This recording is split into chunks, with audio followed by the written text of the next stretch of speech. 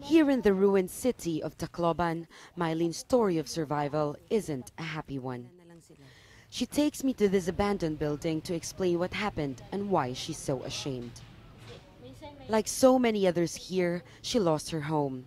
She now has had to figure out how to feed her 11 younger siblings. Desperate to earn a living, she's now a sex worker and gets paid as little as $6. I am forced to do this because of my siblings. I don't know how they can survive. Because we are poor and we always have to scrape for everything. I feel jealous. I know that girls like me should be going to school every day. But what can I do? I have to work. I have to help my parents to provide for my siblings, especially now. Typhoon Haiyan struck the Philippines a month ago. It killed thousands of people and displaced millions more. Around 10% of the country's population has been affected. The government is unable to provide for the millions of people who need food, shelter, and medical assistance. Cash for Work programs help employ thousands, and survivors say it helps bring back their sense of dignity. But these jobs are hard to come by. One of the biggest problems here now is security.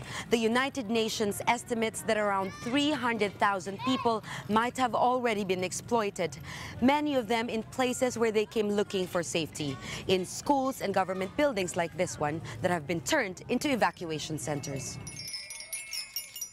Children here are unable to go to school. Millions of them are living in disaster zones, exposed to abuse and exploitation. It's a very serious situation, and it's a very severe situation. We have to go back to the situation prior to the typhoon, where the poverty levels were very high here, unemployment levels were very high here. After the typhoon, communities have become even more fragile and even more desperate.